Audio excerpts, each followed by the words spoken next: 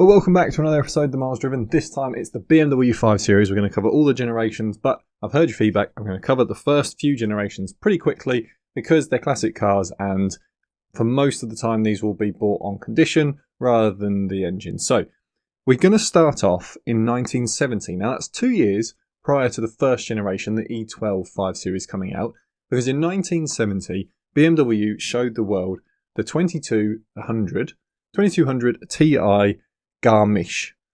This model was sort of the concept version of what the 5 Series will become. But if you have a look at the front of it, you can kind of see where BMW were dragging the sort of 4 Series and 3 Series look of today, or the 4 Series actually I should say, look of today, and this larger grille look. So they can sort of claim it's part of their history, although that car never went into production. That was kind of the concept for what this would be. So 1972, this car is released as a 5 Series. It's out until 1981. So quite a long run. If you're looking for one, there's the M20 and the M30 engines. That will take you across all the 6 cylinders. There's an M10, which is a 4-cylinder. I'd probably lean away from that and I'd look at the 6 cylinders. That covers the normal range of these cars. However, there is a M235i that has an M90 engine.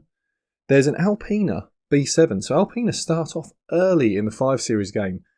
They're bringing in turbocharged engines to the E12 5 Series. This is a really interesting car from that point of view. The fact that you've got to think of where we are. It's the 1970s. The idea is just bigger engines, and then to have turbocharging brought in by a company that not many people have heard of. It's a big, big step. Now, there was also the 530 MLE model. Now, this is South Africa only. About 220 units were made around the world. So if you're in a right-hand drive market and you're interested in this, then this may be the car. It was basically a homologation special. They wanted to do something special with the 5 Series, and this is what came from it. These are a bit pricey, and I think for the majority of you, the one to get if you're looking for something that's a bit special on this generation will probably be an M235i.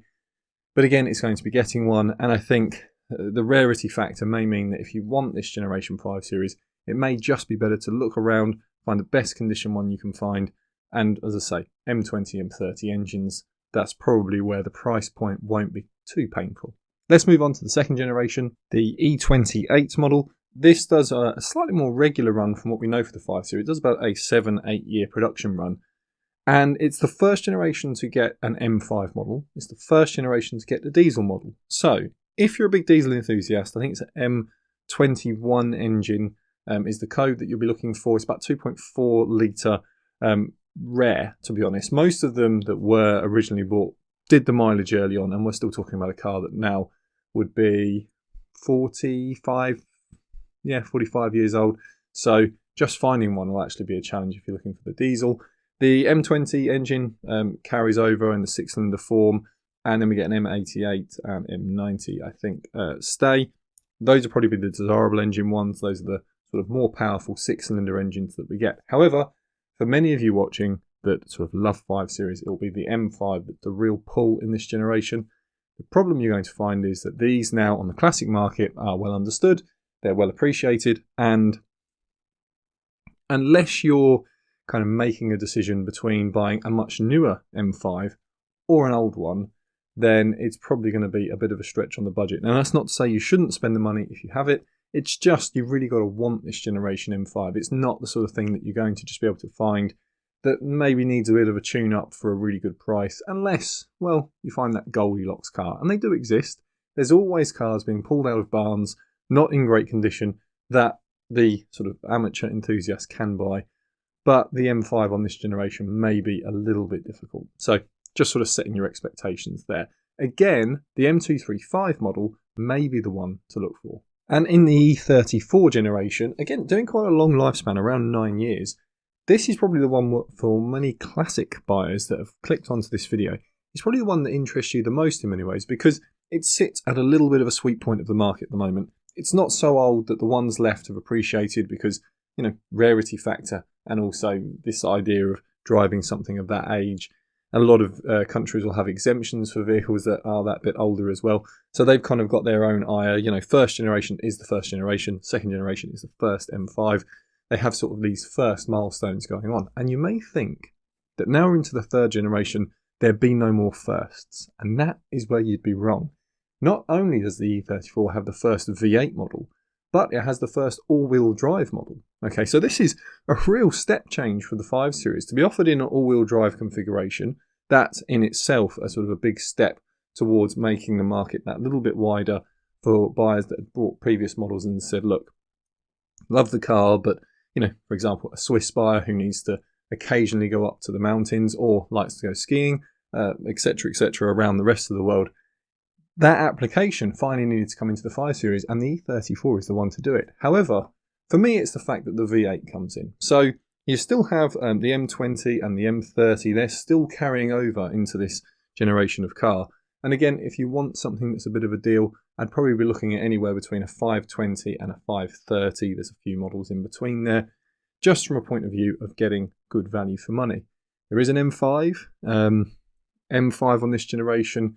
It's been getting more and more appreciation recently. So I think if the 5 Series really means something to you, and the older ones are either a little bit of a push on the budget, or they're just hard to come by in good shape, this may be that sweet spot. But I wouldn't expect that you're going to find massive bargains out there unless they are in particularly rough shape and you've got the skill set to bring them back to their best in many ways. The sort of exceptional point, I would say, if you can find one with all-wheel drive, they are rarer.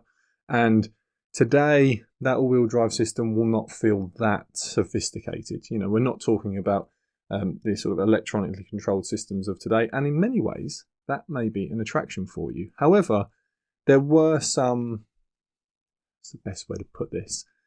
BMW had to make some sacrifices to bring that system in. At the time, they were being known more and more for their driver-focused way of engineering cars. But there are compromises that you have to bring in. And if you're bringing in a whopping great V8, and then you're also trying to bring in the weight of front-wheel drive, you're going to compromise a car for certain models. And that's why I say 520 to a 530 with rear-wheel drive, that might just be the sweet spot. The right money, possibly the right condition if you can just find one that's been kept going and going. And I would actually look, and this is a little bit of a tip here, if you're in Europe, I would start to look east, okay? Because many of the Western countries that bought these in, they were company cars, they had second owners, third owners, and then they were either scrapped or unappreciated. And they went through a really hard sort of 15 to 25 year period in their life where they were cheap cars, there were newer models out there, and for most of the people who were going to buy them, they were kind of just seen as an old 5 Series, a bit like the E60 generation may be seen today. In the East, these cars were a little bit more appreciated, and you will find that there's several countries that actually, through whatever it may have been, whether it was economic restrictions or other sort of enthusiasm behind this car, really kept these particular models going and going in good shape. So, if you don't mind having left-hand drive, which for the majority of Europe won't be an issue, that might be the way. And if you can look to some of the warmer states within Europe, that might be the best way to go. In the US, you've got a bit more of a challenge on your hands. You know, if you want to completely rebuild a car, you can find them in rough shape and go from quite a low-value starter. But I would suggest have a really good look around, and you may just find one that's in really good shape and, you know, doesn't need too much to bring it back to its former glory. Let's move on to the next generation, the E39. However, I just want to stop there for a moment and say that the last 3 generations were all built in South Africa. Okay, they were also built in the Dingolfing plant at BMW in Germany, but those first 3 generations, they probably do mean quite a lot to the South Africans. And so, again, if you're either South African watching this, or you live in Europe or Australia or America, and you've got some South African heritage and you think, oh, I'd love to have a bit of a link back in some way, and you're a BMW enthusiast, so you've got to have a lot of Venn diagrams overlapping there. But if that is you, you may just want to think about the first 3 generations rather than this 4th generation. Just has a little bit more of a connection there. I think it's really interesting when countries get this, when we see a domestic supplier decide, okay, we can see our market is in other areas of the world, or for whatever economic case, they can move production. And those cars, despite being, say, a German car, are actually an American car, or a South African car, or an Australian car. It's very interesting when you see that, and when you see the love that generally those countries have for those generations of vehicle. So there's a little tip that goes for the last 3 generations, especially if you're in a right-hand drive market. You can always consider looking at South Africa because you may just find a little bit of appreciation going on there. However, we're now into the E39. So 1995 comes in. We're going to do an 8-year run all the way up until 2003 here. And let's put all of the regular models to the side for just a second. There is a guide on this one. This is the first guide of the 5 Series that comes in, and it's for the M5 model on the E39. So you can check that out after this video if that car particularly interests you. But the reason I want to just pull this off to the side for a moment is because there is a point within all classic car auctions and within the used market where you have to say, I either jump in both feet forward now, or it's probably going to move away from me. And I think for the E39 M5, we were possibly at that a couple of years ago. I have seen them now really increase in value. And there's an appreciation level for the M5 that, you know, I think they had one. If you're a big fan of the show Wheeler Dealers, I think they had one on there 10, 15 years ago. That's how long ago. And at the time, the M5 was kind of a bit underappreciated in the V8 form. The V10 had come out. That had been celebrated in all of its new, fantastic ways. But people still lingered after the V8 model. But it wasn't this huge outpouring that we see today, where as newer and newer M5s come out, people start to say, actually, what was wrong with that naturally aspirated rear-wheel drive manual gearbox in an M5? That is kind of what we wanted, and it's lighter and it's more driver-focused. And because of that, the used market has seen prices steadily going up. Now, that doesn't mean that you can't find a few that are bargains, but they are going to demand some labour time from you, because like anything, when you're talking about 30-year-old BMW cars, it really doesn't matter if someone's kept it in a bubble or they've been driving it around. Both have their negatives. You know, cars are supposed to be driven. People that have just kept cars and have now done 1,000 miles probably need a complete overhaul of all the rubbers and all the seals and everything else that's not been used, it's not been heat cycled. On the flip side, cars that have done 150,000 miles have probably reached the end of those materials being heat cycled, and now they are starting to have the odd oil leak or whatever else. So the perfect ones, they are demanding quite big money. And I don't like to talk about the price on these too much, because I think the driver enjoyment should be the focus here for most buyers. However, I would just say here you're going to have to prepare yourself. If you're looking at V10, the next generation V10, this generation V8, or a first generation M5, and then a new M5, if that's how you're thinking, you're probably thinking in the right sort of direction money-wise. And also enjoyment-wise, because they all have something to bring to the game. I know a lot of people criticise the new M5, but actually it brings something new to the game that if you've driven a lot of cars, you would probably have a big appreciation for. But we'll come on to that a little bit later. Right now, it's this generation, the E39 generation. And so I've put the M5 off to the side. Let's talk about the regular ones for a second. And I think what I'm going to do is the diesels first, because I think it's an M51, that's a pretty old engine at this point, but the M57 is in this generation. And if you know someone who's a big BMW enthusiast, they will tell you that the M57 is one of those greats of the engine world. It was just before diesel technology was forcing the road of sort of more and more filters and different types of emissions equipment being put onto the cars, and so there isn't really any of that to go faulty. But it was at a time when engineering was kind of at this, I would say it was the talent and the brains behind it were there, the ideas and the materials were there on the sort of on the structural side and the engineering side, the thoughts and the workshop side were coming together. What wasn't there is the modern design that we have through computer-aided design and things like that. And so what you've got is you've kind of got to overestimate a little bit on the engineering side, okay?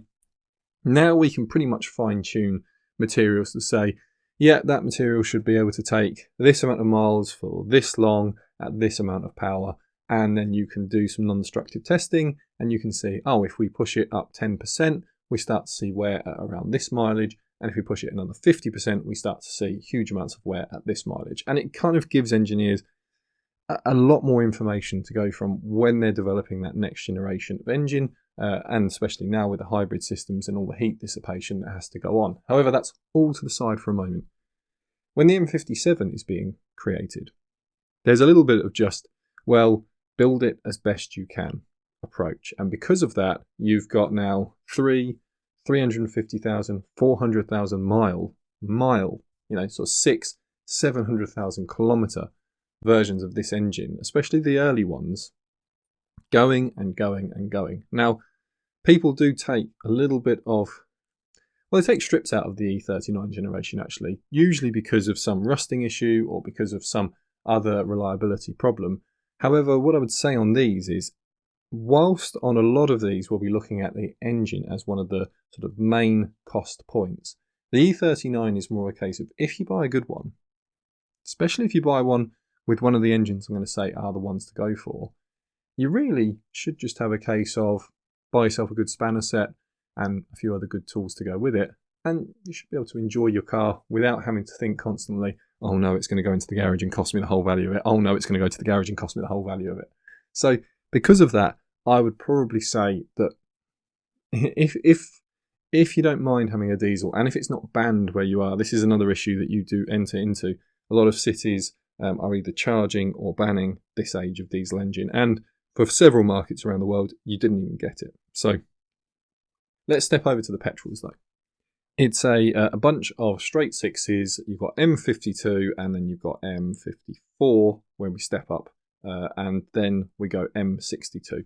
So M62, we go into the V8s.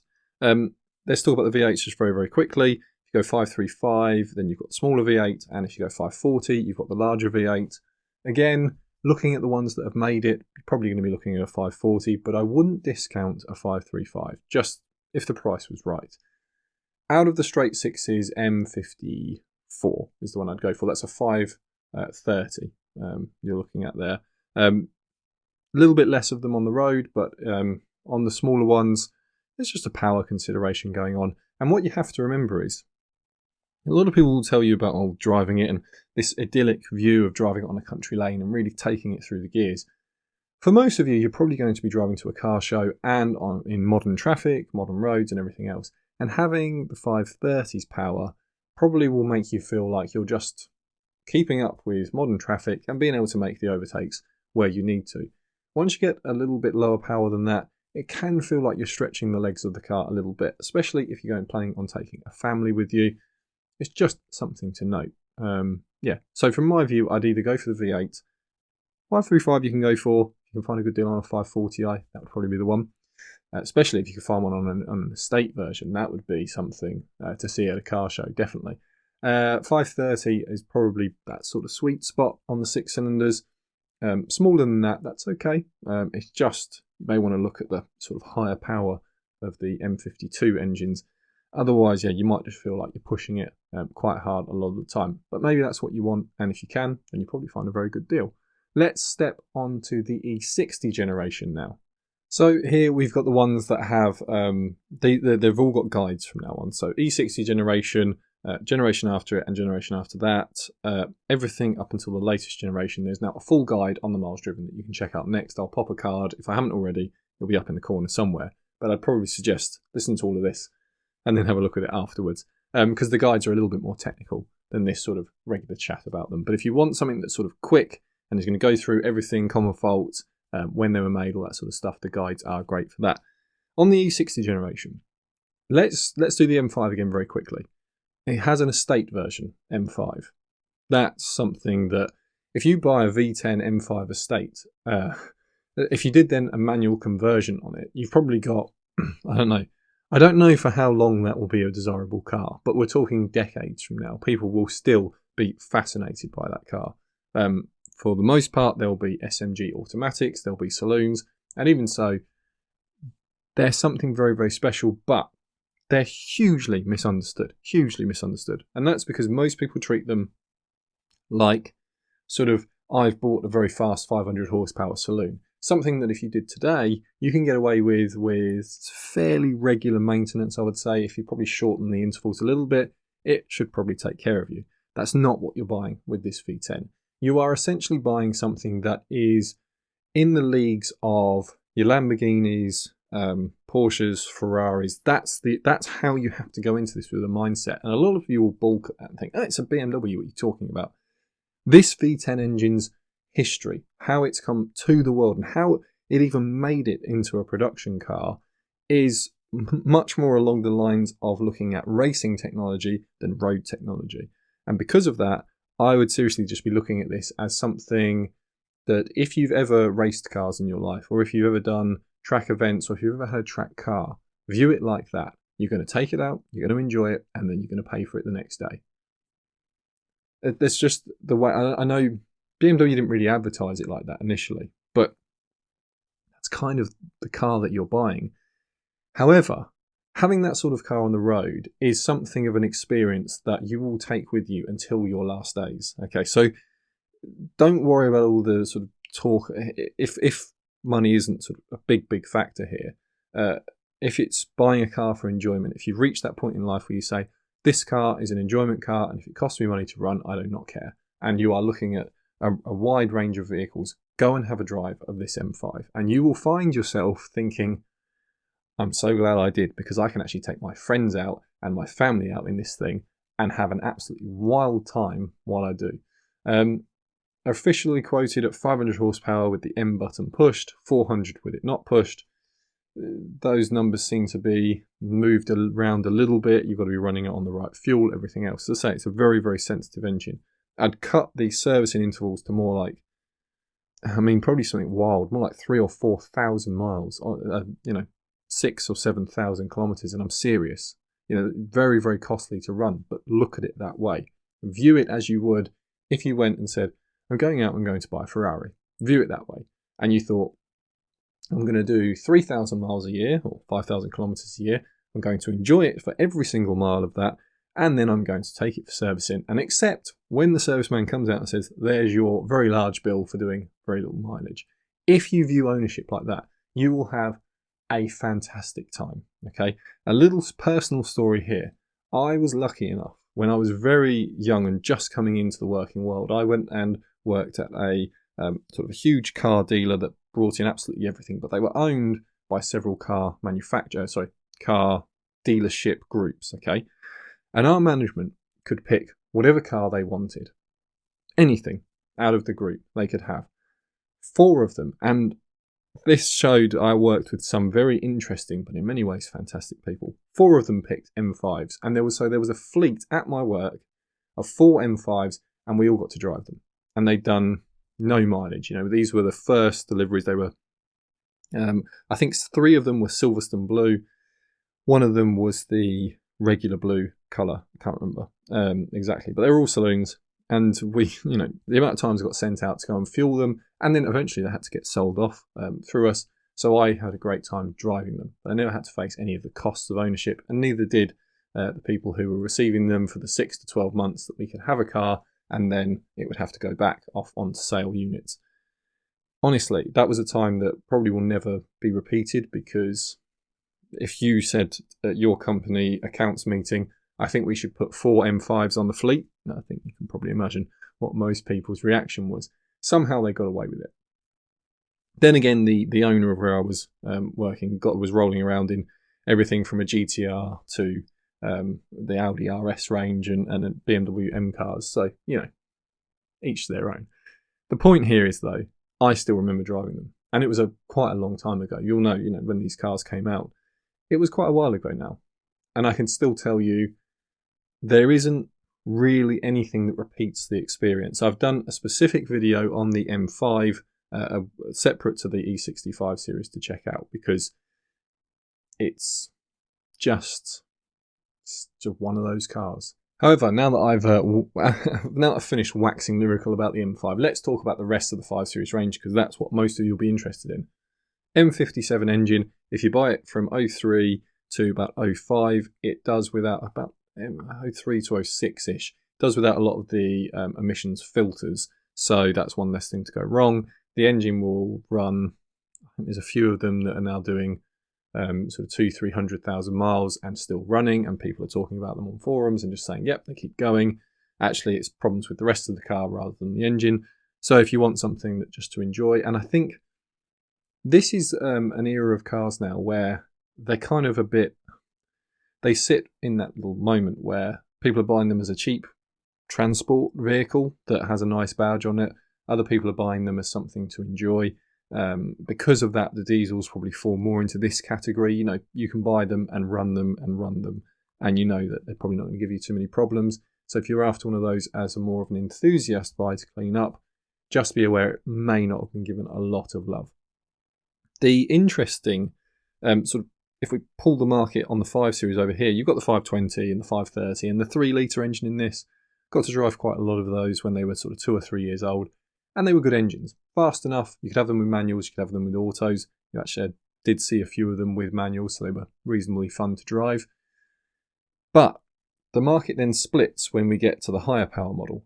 I should mention, I said about the 530D, the M57 engine. There's a 535D. That thing drives fantastically. I remember, again, I think it was it's like the ops manager or the sales manager. He had one of these for 3 months. He was not high enough in the pecking order to get the M5, so he went 535D.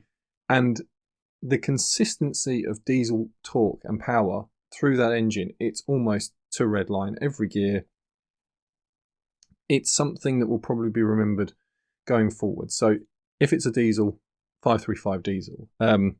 But for many of you, you'll be looking at the petrols. Now, if you got a V8, you probably didn't get the turbo 3-litre. If you got the turbo 3-litre, you probably didn't get the V8. Okay, so I wouldn't look at the V8. Unfortunately, I'd go for a 530i, but 545i.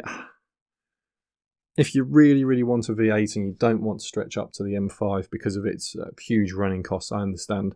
But I'd probably look at a 530i. The V8 model, it's just a little bit not perfect, is what I would say. And there's going to be running costs that are associated with it that don't really reflect its overall cost, and they were rare to buy new, so they're not exactly cheap on the used market. If you had a 535i model, so you have the turbo N54 engine, you've got a hell of a car. And that is something that you'll probably find has had a few enthusiast owners. Hopefully it's had a little bit of good servicing on the way. And if you can find one that hasn't had a load of modifications, that may be the one to buy. I do appreciate that this generation is the one that sort of falls into the cheap 5 Series sort of part of the market where they're not sort of they haven't been scrapped enough that only the good ones are starting to remain as you go sort of E39 and onwards. They weren't possibly as loved as the E39 in period, and then today they've also been used, and people have expected them to do 200,000-300,000 miles, and then their value is sort of eroded away. So just understand that's the market you're buying in with the E60.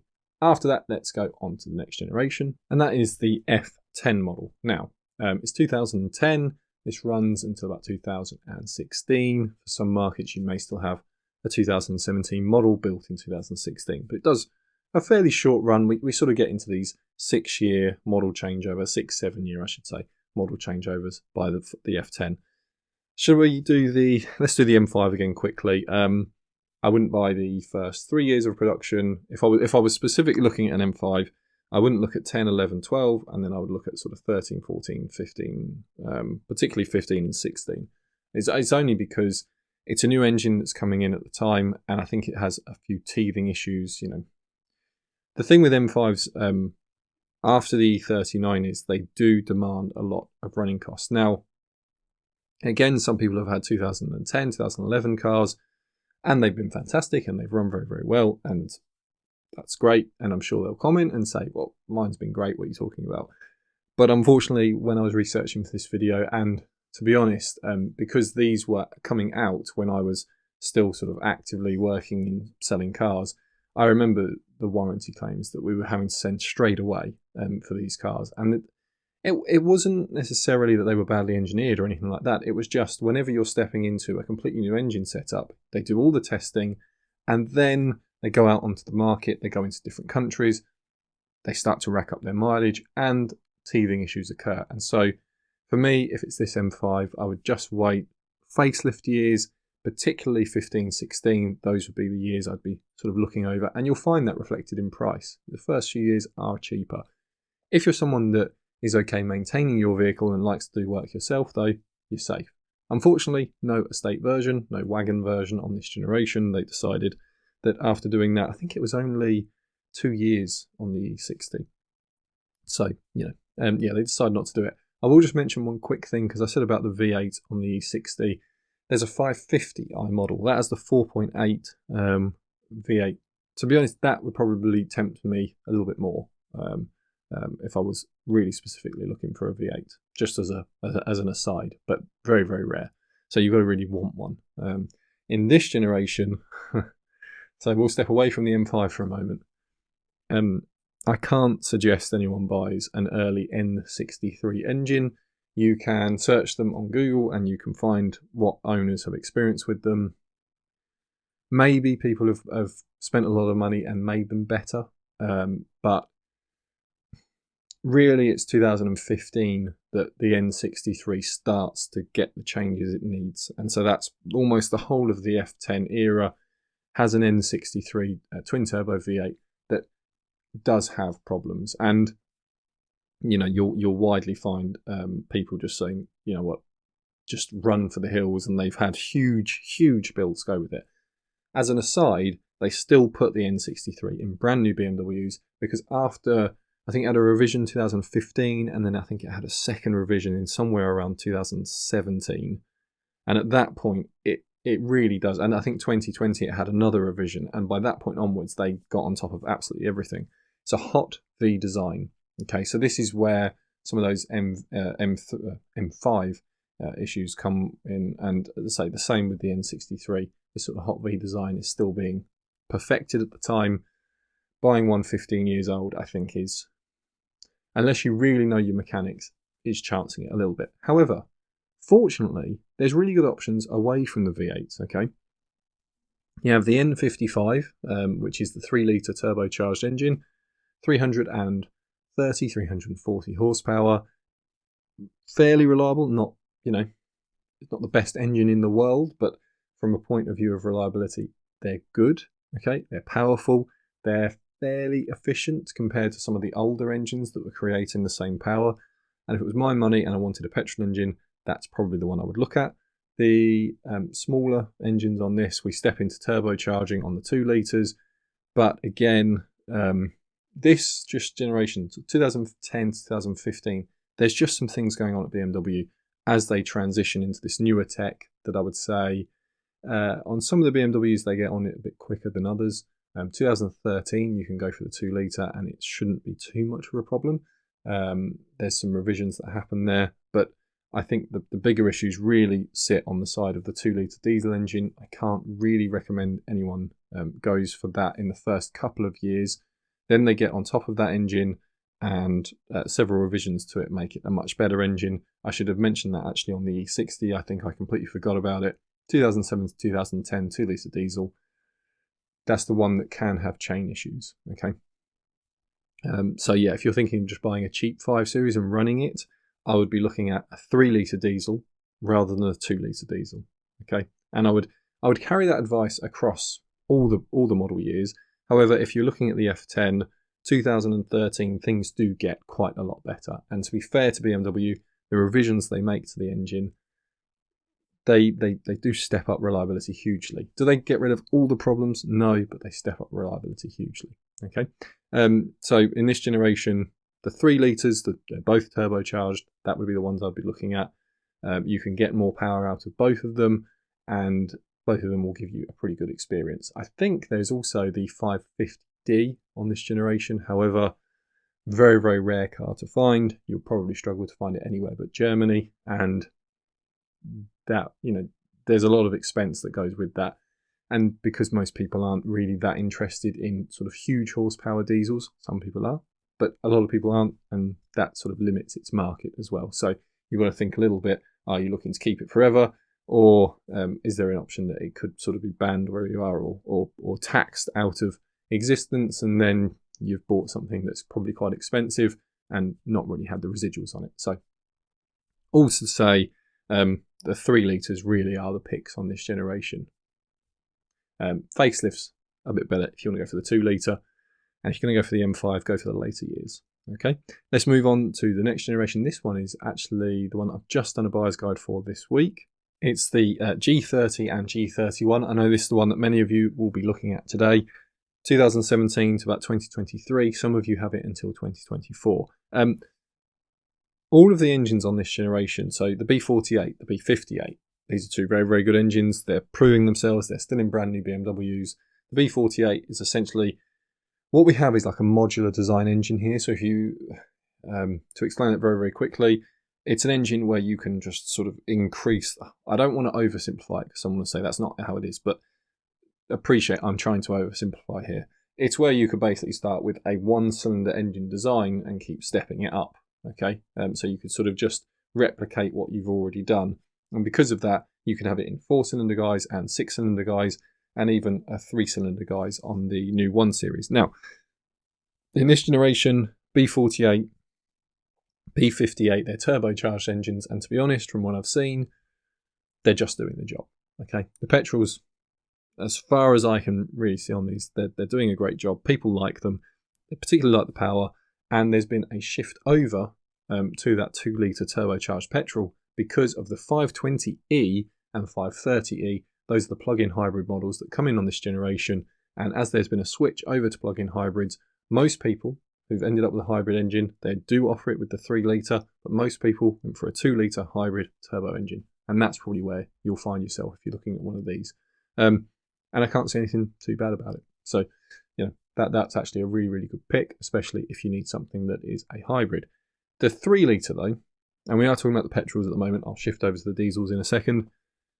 The 3 litre is the B58. If you don't know anything about a B58 engine, just type in BMW B58 on Google. I talk about it in the guide for this one anyway. But essentially, this is the Toyota Supra and Z4 engine. It's not only proving itself to be powerful and efficient, it's probably going to be one of the engines of this generation of cars, and I'm serious. Tuners are getting sort of 500 horsepower out of it, no problem. Efficiency wise, it's proving itself to be able to do over 30 miles to the gallon on a run, and longevity wise, some people have now pushed over 100,000 miles or 160,000 kilometers and have nothing to report but servicing costs. It's just one of those engines, and it probably will remain to be one of those engines. It's still what you'd get in a BMW if you walked in today and said, I want a 3 litre petrol engine. They'd say, well, it's that one, and you'd be happy about it. So they offer this as a 540i. It's a loan model as a 540i. They don't offer iterations of it, or a 545e. Quite rare, the 545e, but a good pick as long as the hybrid system's in good shape. Shifting over to the diesel engines, it's the B47, B57. People are critical of them because of their emissions equipment braking. If you spend any time around the car industry and you look at any diesel engine from about 2015 to today, all of them are going to have the same complaint. The emissions equipment has caused someone to pay X amount of money in bills. Just the way it is. It's where we are in the game. So, yeah, just to make that one clear. Apart from that, those engines have been fairly good. I would actually look at a 3 litre model, but only because the 2 litre, it's popular in 2017, 2018, 2019, and then the 2 litre diesel really, it loses a lot of market to the 520 and 530e hybrid models, because the sort of lease buyers and the business buyers, the ones that had to buy something that because of its emissions, shifted over to have that hybrid model. So if you want a 520, you need to look at the early years. 530, people just keep that across the years. But as I say, you can look at the guide. I mentioned that the 530 diesel was put back into a lot of police force vehicles, did 200,000 miles, 200,000 hard miles, and was still running at the end of it. So can't get much of a better test than that. The M5 on this generation, it's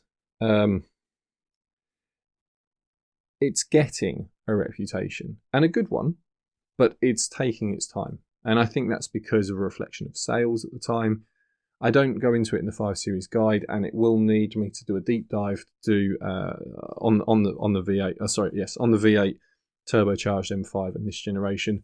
As I say, I've done it for the E60, but this N63 engine, because the last generation was so bad, it just sort of put me away, because I was like, well, I don't want to just say don't buy it, but that's kind of where I was on the previous generation for the early years. Then the last years get better. This generation really addresses a lot of the issues. So if it's an M5 you require, I can't say that you shouldn't stay away from it. What I can say is the competition is really hot in this generation. So you've got the RS6, you've got the Mercedes who have it with a 5.5 V8. They also have the 4-litre V8, which is shared with Aston Martin. There's just a lot of hot competition, and the M5, I think, finds itself more and more squeezed than it ever has done in any generation before. Doesn't mean it's not a very good car and that you will have great fun in it. It just means you may end up paying a little bit more for the one that you want, because the market was squeezed a little bit, and there's a little bit, there's a few fewer out there than you would hope. Okay. Let's move on to the latest generation then. So this is the G60 model, but I'm going to do, as always, going to do it once. There is, on the previous generation, there's an M550i and an M550d. Those two are something quite special to check out. Both of them carry V8, sorry, that's wrong. The petrol carries the V8 N63 engine, doesn't have the S63 of the M5, but it has sort of the ultimate version of the N63 at the time. And the diesel engine is a tri-turbo, or is it quad turbo? I think it's actually it's a quad turbo engine. Yeah. If you, not many markets got the quad turbo M550d, but if you did, it's something a little bit special out there, especially if you're a real enthusiast of diesel engineering. Okay, and it was sort of the swan song, because it only goes to 2020, and then all the new regulations and emission laws just kill it off completely. And also the market was fairly limited for it. So if you want one, you're going to have to look pretty hard, but you'll have something very, very special on the M550d. And very few M55i's were sold. So again, you're not stepping up to a full M car, but it might just help you out with the cost of running it. Maybe. So in the G60 generation, honestly, we're not changing a lot here from the previous model, as in the engine setups are the same: B48, B58, B47, B57. So basically 2-litre petrol, 2-litre diesel, 3-litre petrol, 3-litre diesel, and then a V8 up at the top model for the M5. But what really separates this generation is the hybridization. So it's only been out a couple of years. I'm not going to talk about it too much, because a lot of the engines are carried over. There's they're advancing the battery technology. So I think you have like 12 kilowatt hour battery sizes on the previous hybrids, and these step up to more like 20 kilowatt hour battery packs. So just the range of the battery packs is increasing.